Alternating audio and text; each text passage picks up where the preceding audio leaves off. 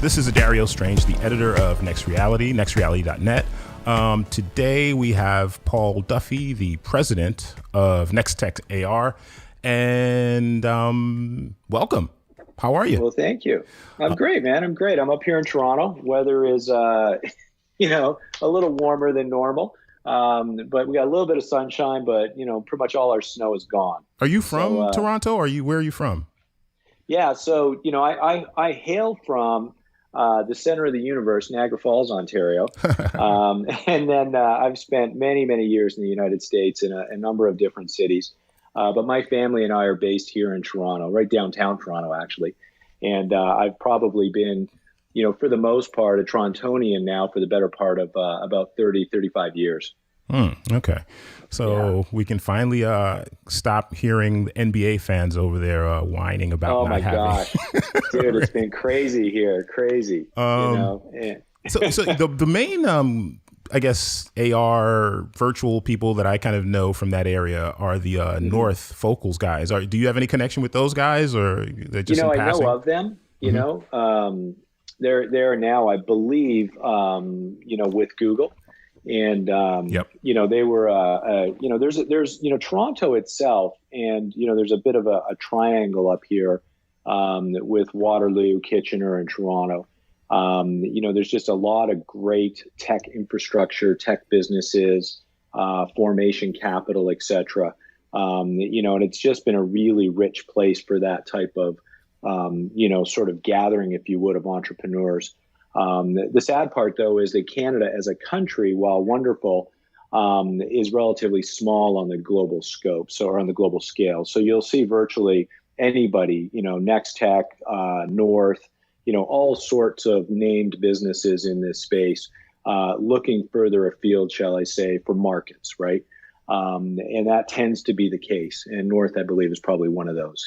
Took a swing up here in Toronto, in Canada, found a bit of a market in the U.S., and then were picked up by Google, which congratulations to them for that. Absolutely. Absolutely. I'm actually curious. This isn't the point of this chat, but I'm just really curious to see if they use those guys to kind of like rehab the image of Google Glass. All right, so enough of those guys. So let's get into you. So let's talk about before we get into NexTech, your current company where you're president, what is, I wanted to get into the background, in your backgrounder, it says that you were at ARHT, where they produced holograms for the notorious B.I.G., Stephen Hawking, Deepak Chopra. So... So just B.I.G., not Tupac? Is that like a completely different company? My memory is not. Oh, yeah, it totally is. Yeah. So I can tell you a little bit about. So ARHT is actually, it's an acronym. It's augmented reality holographic technology. The company, Art Media, I was one of the co-founders of, and this is going back probably 7 years ago now. And we built the business primarily around a bunch of technology I'd created, which is today called holographic telepresence. I invented and then patented, a whole method for the capture of, an individual, a human or multiple humans, and then the ability to beam them essentially through the public internet. That was the real, sort of breakthrough, was creating these codecs that would allow you to stream that type of technology onto a series of, literally room scale display devices, stages. And, if you can believe it, our first client was Tony Robbins. And, we had beamed him from Florida to Melbourne, Australia. And, he'd perform. He'd do a 3-4 day show, right? Training course. It's used pretty much all over the world. Yeah, I think this whole notion of bringing pop stars, whether it's rap or scientists or, just, spiritual thinkers like Deepak Chopra, into the holographic space to live forever, to essentially make them immortal, is only going to pick up steam. And what I do want to talk to you about later, Paul, is the intersection between this kind of stuff and the emerging NFT space, where these virtual experiences, virtual objects are being given new currency as they're being made new, unique. Yeah. So, with Art Media, the idea was that we would create these, them around, literally the world. Works really, really well, obviously, if, you're quote unquote a VIP performer, celebrity, politician, etc. And you need to be in one or more places at the same time. Or concurrently, you just can't surrender a day to 3 days of travel, right? If you're in North America, you got to beam into Shanghai. That sounds kind of fun to travel there, but after you've done it 50 times, it's a 2 to 3 day swing, right, to get there and back. So this was a great tech for that. The biggie opportunity popped about, when the estate came to us and said, hey, what could we do here? And, so that's one of those sort of activations where, you probably want to speak to, the Biggie estate about how and what they do there. Because, frankly, that's sort of very specific to them and they use it. They do it in some interesting activations. But those are just things we all agreed we would keep quiet on. But it's a very cool technology, without a doubt. Okay. And so just let's talk about the technology. Yeah. So, with the hologram technology, right, as you can imagine, and we see it, every day in our business, this idea of creating digital humans, ideally you want to create, living humans, or as you talked a little bit earlier, you're creating a digital double from somebody who's deceased, right? The idea here is that, those technologies, the ability to create that sort of photorealistic, volumetric person is getting just more and more sophisticated. Pipelines, workflows, everything along those sort of vectors are really coming together to make it a full reality. And so that's really exciting because, obviously the ability to beam those folks in either live or or pre-recorded, monstrous opportunities there from, all forms, from commercialization to learning to education, just pure entertainment for fun, right? So yeah, it's a wonderful space, no doubt. But let's go back to people like Tony Robbins and I guess Deepak Chopra. So is this also like, how are you actually deploying these experiences? Like when it actually, everything's recorded, whether it's recorded or it's a live action situation, like what are the, the situations? Like, is it always kind of beamed against some sort of, I don't know, background? Or do you sometimes use head-worn devices? Like, give me the different cases, like how this is being distributed. Yes, it's all good. Yeah, so today, a few years ago, in the context of art, for instance, you would beam onto a stage. And, that literally is a live event, right? But if you fast forward to today, right, like where we are in 2021, with NexTech, what we have been doing is we've been beaming folks in as holograms, and we have some great apps like our ARitize app, our Airshow app. We even do an awful lot of web AR, where you can literally create these holograms now and then trigger them, right from your phone, from your tablet, or obviously your computer, but use your mobile device as the tool, the display mechanism, if you would, for the hologram. And so, that's worked out wonderfully because when you build and create those types of holograms, oftentimes they're part of an existing program. In other words, some other area. If it's triggering off of a virtual event, a live or hybrid event, it could be, at a university where, people are doing virtual labs. So they need to see the lab technician and then they need to play with the microscope or they need to dissect a rat. I mean, all of these are possible. In fact, we do all of these through our platforms at NexTech. And so we've got, I could talk all day long about different exploits like that.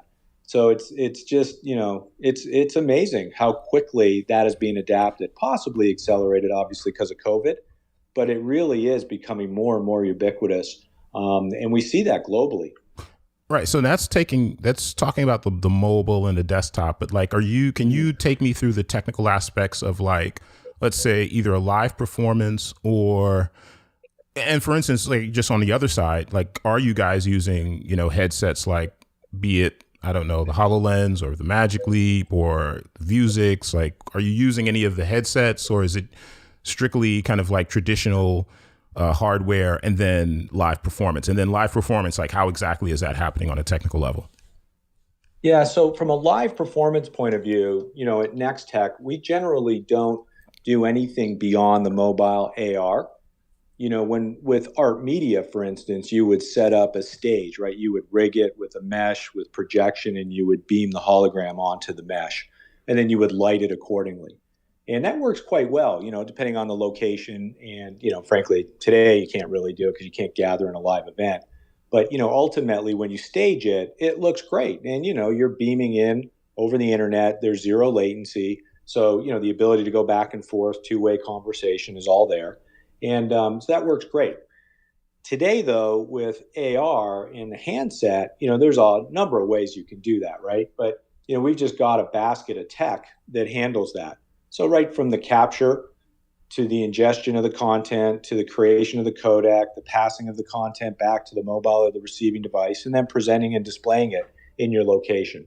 So there's, it's an interesting place, and I'm happy to go into the detail on that if you want. Yeah, absolutely. I don't know how. Okay. I mean, not so, like super deep, but just like a kind of like a quick overview. Yeah, for sure. So, and everybody can try this. They can download our app. It's free. It's called Air Show, AIR Show, just so they can follow along. But it's on, Google's app or Google's Play Store and obviously the Apple Store. But the net of it is the following. You literally set your phone up as the capture device. And we have an AI in there that, whether you use a green screen or whether you've just got a standard background, the AI will carve you out as a human hologram. And then it will allow you to go in, make some moves, and it'll do some shading and create effectively what appears to be a volumetric experience of yourself. And then we can take that particular capture and put it into a variety of different sets. We can set it up with different CG. We've got amazing technology coming out that's got multi-plane, so you can have the hologram at the forefront, some action like image mags or background stuff on the rear. And then with your stage, again, because it's a CG environment, you can anchor any type of stage that you want. So these types of experiences are super compelling. All you've got to do to view them, and again, you can see this in the app, is you literally just set up the time on when you want to go live. And even though it's pre-recorded, you could have a simu-live, you could do a live broadcast if you want, or you could do it on demand. Just type in the code and it'll automatically activate. So with the display device, so now I'm a viewer, all I do is literally load the app, click the date, and I can actually just point the phone at the floor. Our AI will map the floor, literally tell you the best place to load it, and then it'll lock it into play, and you just enjoy the content. So yeah, I actually tried out a few of your apps, and one, I think it was one of your team members, she was like demoing the app. And one thing I noticed was that even though it appeared that she was volumetrically captured, it didn't seem like I was able to actually walk around her, Right. So can you just explain, like, are you guys working on some sort of, I don't know, development for that, or just because that was a little bit disappointing, I'll be honest. No, for sure. And so no question, we will continually improve that process. You want to have, well, let me answer it. Let me respond this way. What you would have seen and what you'll see if you use our app is that we will do, frankly, a two-dimensional capture off of the phone, right? And I'm not talking LiDAR or anything like that. I just mean a straight-on, HD capture, right? Mm-hmm. And then what we'll do is we'll shade the edges to give you a little bit of volume. But we'll always have eyes on camera. So regardless of where you walk around, the hologram will turn to meet you, that kind of idea. And the reason we do that is it's really more about, in our case anyways, getting to the scale where people could use that form of AR to communicate. And so when we sit with our clients and we go through this with them, they're absolutely right. Some of them want the full body volumetric capture of the human. But there is a degree of cost and time required to do that oftentimes doesn't return the reward that they're looking for. So I'll give you a very, very typical example for us. It could be an executive who is doing a keynote speech for one of our clients on our digital experience platform. They will actually say, you know what, can you record me? I want to do the introduction, I want to do the invite, and I've got 5,000 employees that are going to come to this. I would like to be a hologram, and I want to be standing in their room or in their house, but I don't need to be volumetric. They just need to see me, hear my message, get enough of the verbal and nonverbal communication that gets wrapped around that hologram experience, and then let me deliver my message. So from that point of view, there's not an awful lot of need for that viewer to walk around that individual as a fully volumetric or anchored individual. Okay. And now, I'm sorry, go ahead. No. Other cases where you do want to have volumetric, we can do as well. It just takes more time and a lot more cost. And so oftentimes when we present that, to our clients, they're, inevitably they weigh the pro and the con. So when they do that, we usually find, believe it or not, 8 or 9 out of 10 of them will go with the 2D hologram over the volumetric. Gotcha. Change greatly when So that's kind of like that does speak to something that I've actually seen in VR, where people underestimate the value of good enough. Meaning, when we're talking about VR avatars, let's say you go to some place like AltSpace, where Microsoft's AltSpace VR, where they have these very simplistic avatars. And, on the other side, you have Facebook kind of demonstrating. They haven't really rolled them out, but they're demonstrating these like highly advanced avatars that almost look exactly like you and have all these subtle facial expressions, which is great when we get there and when that's easy. But until that's easy, the good enough avatars in AltSpace are great. So that helps me understand kind of where you're coming from with the two different solutions. So, but in the realm of kind of like a full volumetric display, paint for me the world you see moving forward in the next, let's say, 5 to 10 years, where it's a bit easier, due to the hardware constraints and, whatever the cost involved. Like paint that world. What's that world look like where volumetric capture and display is everywhere? Yeah. So, great question. And one that, personally, I don't think could get here soon enough. You know what I mean? We have always at NexTech and all of us at NexTech, I will say, have all got a point of view that augmented reality, that fully realized vision that you just described, will happen through this decade. It will itself become an entirely new form of mass media, mass communication. I don't think there'll be a part of our lives as we know them today that will not be impacted, and I believe in a positive way, with that form of, broad terms, augmented reality and spatial computing. It's my belief at the moment we're seeing early glimpses of that with the apps, soon your browser-based AR. When I say soon, I mean taking sort of mini apps and popping and embedding them into browsers so you don't have to download the app, to experience a full-on hologram. I think also the advent of 5G over the next 24 to 36 months, as that begins to roll out at scale, we're going to see some incredible advances around AR. I do think we will see interim or iterative improvements around eyewear. I think a lot of it will predicate on how we rotate from the smartphone displays into the eyewear itself, probably over the next 3 years. Much of the sensors that would be required for you to literally lock yourself in a spatial environment are more likely to be derived directly from the phone. So it'll be a combo eyewear plus phone, but the phone is used primarily as the interface device to move around. When I say move around, to move your viewing in your field of view on the eyewear. And then probably as we get into years 5 to 7, you'll start seeing a lot of that integrated a lot more, I would say, conveniently into the eyewear in such a way where, we do have this relatively low cost, lightweight, wearable. It's stylish, it fits well. It's a bit more ubiquitous, a lot more, sort of pervasive, much like our smartphones are today. However, there will be a requirement for the phone or for some, sort of local device to do a lot of the powering of the content that's going to be viewed through that. So whether we like it or not, I think our phones are going to be with us through the first phase of that, over the next decade. Yeah. But, ultimately the idea, and the one that I'm particularly and personally very interested in, are these areas of almost like PDA meshes, or PDO, a PDO climate that's localized to a specific geography. It's the same concept with a mesh. you're able to move into a room, drop a mesh. The mesh itself is a data cloud, and the data cloud has already, for the most part, got the pre-rendered assets of the experience anchored within the room. You're just activating them as you look at them through your phone or through your eyewear. The metaverse.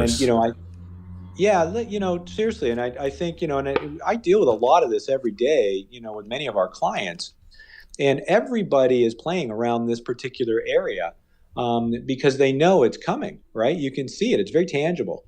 And what the breakthroughs, obviously 5G. I mean, that's the quick path in, and then the ability to bounce signal. Wherever you can't get the 5G signal in, there's obviously units that you can use to bring that into the room. And I even speak with groups now. It's funny, they talk about they're actually producing buildings, and they're looking at how do we put AR rooms into these buildings. Almost the equivalent of these holodecks, right? That you see on shows like Star Trek, right?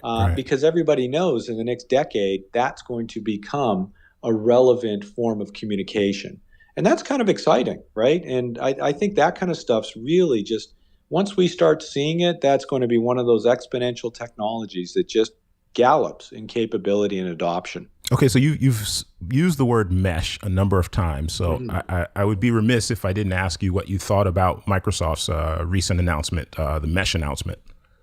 Yeah, no, I think it's great. I think it's the mesh is going to be, and again, depending on how we describe mesh, the semantic of it and the nuance can, bounce you in a bunch of different directions. But I think ultimately the idea that you've got a fixed set of space, within a container, within a room, we'll call it, that you can move through. And again, when you've got devices like HoloLens that have a lot more functionality, than your standard phone or, your relatively limited eyewear today, the mesh makes a lot of sense because, the mesh is informing, how to view or how to visualize the content in that fixed space. It's got great efficiencies built into it. So I think it's a great idea. I applaud them for rolling it out. And, just we work a lot with Azure. So, there's a fair bit we can benefit from that when it actually comes out into the market at scale. And that reminds me, before I forget, so it sounds like, because I asked earlier, but I don't think you circled back on the answer. I'm assuming you guys you haven't deployed experiences for the HoloLens and Magic Leap. No, we don't. Okay. I mean, we can, and I don't want to say we don't. How do I put it? Our company is growing so fast right now that it's one of those things where, we've just got to stay really focused in a couple of key areas. What I wanted to kind of just address is, it seems like your strategy is to address the broadest market, meaning the devices we have now, the smartphones, the tablets, the laptops, which it's actually, internally at NextReality, nextreality.net, visit it.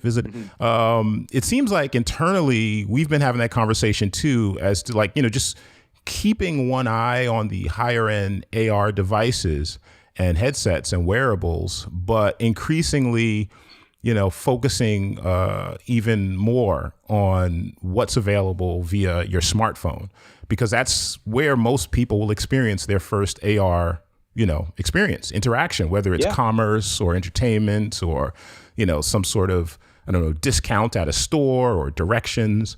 So it does seem pretty, it's a wise move that you guys seem to be making. But, I have to ask, because it's like whenever you speak about volumetric, that kind of like, I kind of key in on that and I start wondering, okay, what else are you up to? So just, I guess moving away from that, where are you seeing the space in general? Like before, I guess 5G is ubiquitous, and before we have this the rumored the rumored Apple eyeglass, or I guess glasses, Apple glasses that are supposed to be coming. Like before we have all that, like how do you see this kind of rolling out through the traditional devices? Like give me the path. Like when you speak to investors, like what path do you give them? Yeah, well, of course. So today, Q1 2021, what's very evident are three, I would call them very rich areas for monetizing augmented reality, making money off of it. The first is obviously e-commerce, the ability to visualize a product that is on a website's page through your browser while you're scrolling through your tablet, your phone, or on your computer, but principally on your phone. The ability to see the product, click a button, and then have it render without the use of an app through your browser, through your phone, and with a little bit of intelligence, you can pinch and zoom and rotate. You can add to cart. You can play with it. And, we have been doing this now pretty much since the inception of our business. And I can tell you that, and this won't be unique to us now. You'll have others that'll validate this. But there's typically a 3x to sometimes 5x increase in the conversions of your shoppers to buyers when they're on your product page. They will literally click on your AR button. They will activate that experience. Again, it's very limited, right? It's web AR. So, you can pinch it, zoom it, rotate it, take a selfie, maybe do a fake try on in front of the mirror. But all the data tells us that the conversion rate, that is the way they click through and add to cart, is literally 3x greater. Just I'll leave it at 3x. It's much higher in other instances, but that's already exceptional. And then, so that's kind of area number one. Area number two is all that type of experience, but having it exist off of that particular product page. And most of that finds itself in the context of an ad. There's a significant amount of money, media spend, put into driving shoppers to your website so that they can play with your product and make a purchase. So if your comment at the beginning where, AR in stores and people looking at it and using it for purchasing and stuff, we see that every day with our clients. It's very, very popular. In fact, Harish Achi, who is formerly the president of Microsoft Online, actually runs our AR ad network at NexTech. Huge thriving business for us. And that's a good early glimpse into where AR, again, can be monetized in the context of today's world. And then the third area that we're seeing enormous activations on holograms in AR is on our digital experience platform. And so, of course, when COVID hit, the entire events industry, as we all know, pretty much shuttered. If anything, it paused. And so, a lot of people rotated into these virtual events. And then, of course, now we see a lot of hybrid events, and eventually you'll see the return back to the in-person. But AR in the context of a virtual or hybrid event is extraordinary because you can literally get people up and out of their seat and walking through a portal on their phone into a whole other world, which may in fact just be a 360-degree video, but they surrender to it because it's so real. And it's married to some form of online sort of virtual experience or virtual event. Or a product. You could beam the product into your home and play with it while you're at the event. So think about being at a product booth, right? Like you would be at a trade show, and you're good to go. And then, of course, holograms of people. So earlier I mentioned, having the executive beam in to talk to their, say the employee base. Exact same thing in the events world. You beam in a keynote, a panelist. Maybe it's a networking event with a celebrity. There's all sorts of uses there. But those, Dario, are what we're seeing today as ways to go mainstream, if I could, with AR. And all of them are running through your phone. Again, they'll run on the tablet and in I'll call it limited capacity on the computer, but principally they're all being run through the phone. And then the final thing I'll say is out of that, we're starting to see this really interesting scenario where we're marrying up the phone and your computer screen. And people are actually designing experiences that use both devices simultaneously. So you'll actually have somebody on your web page or in your virtual event on your computer talking to you about viewing the hologram with your phone while you're in that actual collaborative session. And it's a really wonderful way to pull together an exciting experience using AR. Okay, so I'm glad you brought up the pandemic and the event space. So that's one of two final kind of topics I want to touch on. So one thing I'm kind of curious about, like when you look at what we've been through, through 2020 up until now, is immediately everyone went to, I guess, what they felt was the easiest, most kind of, I guess, dead simple solution, which was video, virtual meetings, as they're calling them, to meet. And then to a lesser extent, VR. You had, I attended the AltSpace VR Burning Man event, which was amazing. For sure. Yeah, there have been I just went to, like, a couple of weeks ago, I went to like a big company briefing where they were kind of like, it was an embargoed kind of news story, and they were kind of unveiling their latest product. Good. Yeah. But from your vantage point, I'm just curious, like, why do you think more people aren't using this? Not even specifically NexTech AR, like your solution, but just in general, this dynamic of AR, beamed into, a particular space to kind of like allow you to feel like you're, kind of interacting with the person or the persons, because there are solutions right now, like aside from yours, that also allow you to kind of talk, have conversations with someone in AR in your own space. But I'm not really seeing that much pickup of this, dynamic. So I'm just wondering, from your vantage point, why do you feel like, particularly with the pandemic, you would think there would have been like a real, a huge increase in the usage. And I'm not seeing that as much as I would have expected. Yeah, no, that's a fair comment. I think that, there's kind of maybe two ways to think about it. The first is that I can tell you that when you isolate down to a particular event, I'll just use one of our clients that, like UNESCO or somebody like that, will run a conference on literacy, right? And, basically they'll have, call it 10,000 attendees. Our data will tell us at least a third of those folks will whip the phone out and actually do some sort of AR experience that's twinned into the digital or the video conference, as you're calling it, experience, which is a fairly good size of usage for that amount of cohort, right, in that event. I think at a broader level, as a mainstream, from an adoption point of view, I don't think we're doing that bad. I do agree we could all be doing a lot better, but I think really where the bump in the road is probably more likely in the human behavior as opposed to the technology. Do you know what I mean? It's fairly seamless at this stage. I mean, you can download an app. You can just literally open your camera, trigger the experience off the, anything really, a QR code, whatever, a link, and then beam a hologram in pretty quickly. But I think that, it's just going to take a little bit more time. I think it'll happen quicker. I think without COVID, we probably would still be, fairly light on usage. But I don't think we're that bad.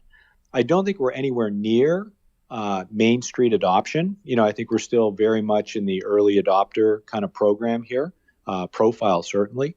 But the good news is that, the target device that we're talking about for the delivery of the AR experience happens to be one of the most ubiquitous devices on the planet, right? Namely your phone. And so I think the day will come. Dario, I do think 12, 24 months, it will become significantly more mainstream than it is today, which, given COVID, is probably 48 months faster than it normally would have been. What I mean? So if a pandemic can't do it, what do you think will be the catalyst, that thing that will kick it into? I mean, I have my own ideas, but I'm curious what you think that moment, cultural turn. What will that thing be that will kind of kick it into action, like normalize? That is a good question. I don't know if there will be a quote unquote watershed moment that we'll all point back to, where we started to see the almost overnight adoption. I mean, there might be, right? I don't know of it per se. So okay, I think it. Yeah. Go ahead. I was going to say what I think will happen, and again, this is just my belief, is that, and I don't want to use the term brute force, but it will more likely just be a bit of the network effect. In other words, the network, as more people use it, more people will adopt it. And then that sort of concentric circle will expand one after the other after the other. Right. And I see that in our business, and I'm sure others do that are doing experiential activations. The adoptions are for that cohort that have been targeted, the attendees within that experience is very, very high. You know what I mean? Like in some cases, we've got almost, 80% of, 12. I think we just did an event last week. There might have been 2,500 people in attendance, at least 2,000 downloaded app, played with the experience, beamed in holograms, spent a stupid amount of time, because we track and measure it all, right, in the experience, which was very high. We do have other events where we do it, and, there might only be 25%, and it tilts, obviously towards a younger cohort of people within the overall attendee base doing it because they're a little bit more savvy with their phones, right? But I do think you will see that adoption. And when the network effect hits, it's somewhat logarithmic. There'll be a tipping point, quote unquote, and we'll be on the upside of the elbow as it starts going high. Yeah, I think I have two scenarios where I think it'll happen. One is memes. I think, as someone who's myself, I've been covering technology for a very long time now, and that seems to be where a lot of things kind of like reach their tipping point and kind of kick off and get like move, go toward the moon in terms of just popularity are memes. Sure. So I think when you see TikTok right now, they're beginning to delve a little bit more into AR. So whether it's TikTok, whether it's Snapchat, whether it's something on Instagram or some other app, I think what'll happen is some popular meme, like in the same way, like, so we cover a lot of Snapchat filters, and like early on in Snapchat, you had things like the hot dog meme or the dog tongue meme, the rainbow meme. And it became so popular that like it quickly normalized like AR filters, like for the mobile space. And so I think that's probably, at least, just of the two, that's one of the main vectors. The other one is, I think, what you're seeing with Clubhouse, which is celebrity. So Clubhouse, Twitter Spaces. So on Clubhouse, what they do is, they'll have a chat, and then, if they want to talk behind the scenes, they'll use either Instagram direct message or Twitter direct message. And often you'll see people to promote their Clubhouse room on Twitter. But the rocket fuel really came to Clubhouse when you saw people like Elon Musk jump on, Mark Zuckerberg jump on. I'm trying to think the other one who just came, but like celebrities, becoming involved, and not just, deceased celebrities like some, what we were talking about before with like the Notorious B.I.G. or Tupac as holograms, but like real people who are alive and have like active engagement with their fan base right now, truly adopting the platform. I think that's when you'll see like wide adoption. Are you familiar with the Japanese hologram character? Forgetting her. Miku?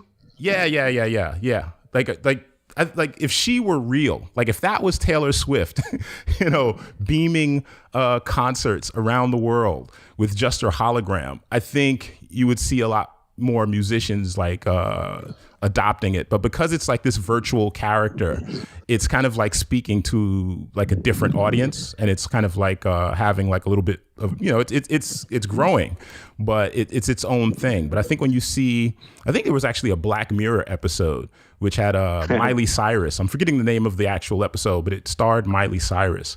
And this is actually what happened to her character. She began to do these kind of like holographic performances that, where she could just like have like motion capture, and she could beam her performance all around the world. And in the spoilers for anyone who hasn't seen the episode, spoilers. In the episode, they actually, her manager, she had some falling out with her manager, so they whatever, hospitalized her, put her under, lock and key, and they got someone else to do the motion capture performances of her hologram. So she lost ownership of her own hologram, but the fan base had no idea. All they saw was the hologram.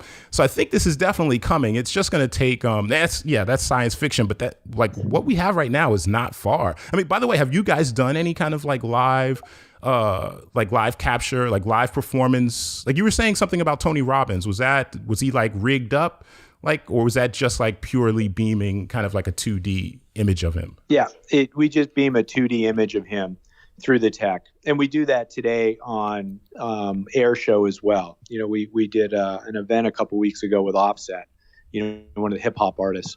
And wait, what'd you do with Offset? And I know that's interesting. It was part of a live stream program that he was doing. And it was a meet and greet. You beam him in, he says, "Hey, how you doing?" It's pretty powerful, right? With the other, just to kind of like begin to wrap up, I definitely wanted to touch on this idea of NFTs and non-fungible tokens with regard to AR. We recently, I think today, Beeple had his big sale of 69 million. You've got later today, or I can't remember the exact time, but today you have Reggie Watts, who we're actually going to speak to later, like via Twitter Spaces.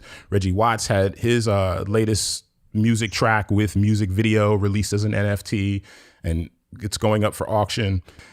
But you're seeing like this kind of like new kind of, I guess, shift of, artists beginning to embrace not just blockchain technology, but augmented reality as a way, and holograms as a way to kind of display and distribute their work. And I'm just wondering, like, from your vantage point, are you guys experimenting with that, investigating that, like looking at ways to possibly kind of, I don't know, dovetail what your existing apps are doing into the blockchain world? Yeah, so all of the above, right? And in the context of an artist, right? It's as much about the ability to ensure from a digital rights management, that they're able to have an authentic claim to that content. Because as we all know, infringement, et cetera, is abundant in that sector, certainly within music, right? Well, and also in video.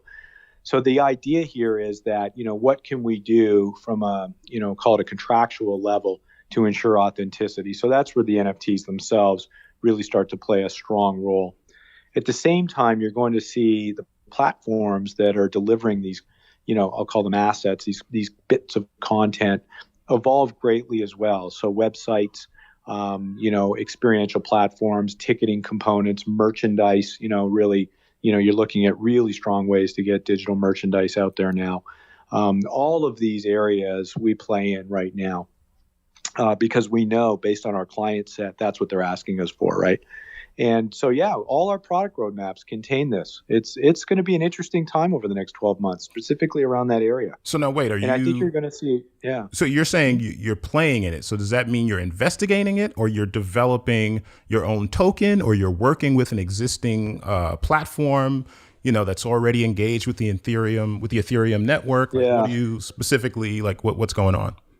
Yeah. So all I can really divulge is that, I'll call it, we're strongly investigating the best way to integrate into our product roadmaps currently, because there is without a doubt large demand in the industry for this. Gotcha. A lot of eyeballs on it. Yeah. And what's interesting about our technology, and I'll say this is probably, I imagine it's not just unique to NexTech. We just happen to be in a really good position because of our platforms. This will happen quickly. It's not something that is going to take, a year, 2 years, 3 years to engineer and uplift, right? What is this specifically? This whole ability to create your NFTs, to create authentic contracts with your content. Oh yeah, it's happening now. Together fairly quickly. That's what I mean. No. It's the train has already left the station. Like I have people. I'm here in New York. I used to be in the music industry. I know a lot of traditional fine artists. I had a lot of people like, oh, what do you know about this? And I'm just like, dude, the train has left the station. Like, I know. If you're trying talking about it 2 years ago. Yeah, if you want to get in on this, this is old. Right. Like CryptoKitties was really kind of like the first thing I saw around this space like a few years ago. And now you have like Gemini, which is the crypto exchange based here in New York. They have a thing called Nifty Exchange, I think it's called. Nifty Exchange, I think it's called. And it's very easy to launch your NFT, product there. Yeah. And there are a bunch of other platforms, Super Rare and other places. So the train has already left the station. I think now it's just a matter of kind of wrapping our heads around the future of like how we commoditize and assign value to all these various, like you said, like everything from digital merch. Like, let's say Offset is like, doing this concert. Maybe we don't make the concert something you can purchase, but like if you attended that virtual concert, there are only 5 pieces of this virtual merch. That's exactly it. Assigned to that particular concert, and then you can have that. So like stuff like that is like really exciting, and I think like the one thing that is kind of a little bit worrying is just like you have a lot of people who are just all they see are the dollar signs, which is great. America, capitalism, business. Yes. Money, all good. Not mad at that. But, there's another thing to think about just in terms of, like what we were talking about before with regard to like retaining, the rights to your identity, whether it's, something like we were talking about with the science fiction thing with Miley Cyrus, or something very real like the Notorious B.I.G. or Tupac, just where is this all going? Who really owns it? Like if it's on the blockchain, like, is that secure? Because they call it decentralized, but Ethereum, there are debates as to how decentralized Ethereum is. So you can get into this deep rabbit hole of like a discussion and philosophy around it. But it's exciting, and I'm excited that AR is at the center of it. Is there anything like we didn't? I'm basically going to wrap up now, but is there anything else you wanted to hit that I didn't really touch on? No, I mean, I could chat all day with you. We use your website. I've been, watching it for ages now. Great platform, great content. Thank you. We could easily, I could spend hours talking with you. But I think, why don't we wrap on this? It was a great session. Congrats to the first use on Twitter. And feel free to give me a shout. I'm happy to talk with you at any time. We're constantly moving the needle on AR, and we just love to get the word out. I'm happy to share with others they're in the same place. Everybody benefits when AR gets into as many hands as possible. Well, give me your preview. Is there anything coming from you guys, like a celebrity or some major partnership with a big company? Like what's coming next from NexTech? Oh wow, well there's a lot. So a lot of big companies working with us right now on some fairly massive 5G stuff. We've got some pretty incredible mobile AR coming out with live streaming. I think is completely next level. The aforementioned mesh, or whatever we end up calling that, will begin to unveil towards the second half of the year as well. And, we're a small company, right? We're 250 people, 3 years old, but we've got over 1,200 clients and growing. So, as a, quote unquote startup, it's just, I think we've hit the kind of zeitgeist at the moment for AR, and we just want to see it continue to grow. So lots happening. Just I could touch base with you once a quarter if you want. Absolutely. Share the latest release. And by the way, that's great that you have some involvement with Offset, but come on, man, Drake is not involved. That's your guy. That's the Toronto icon. I mean, he's at every Raptors game. He's like he's got the Toronto flag on his back.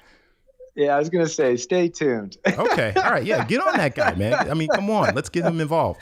Anyway, hey, Paul, I appreciate it. Absolutely. All right, man. Paul, I appreciate it. Thanks for talking to us. And, like I said, I guess prior to when we started, you'll be seeing this in a couple of other places. So thanks again for talking to us. My pleasure. You have a great afternoon. All right. Take care. Cheers.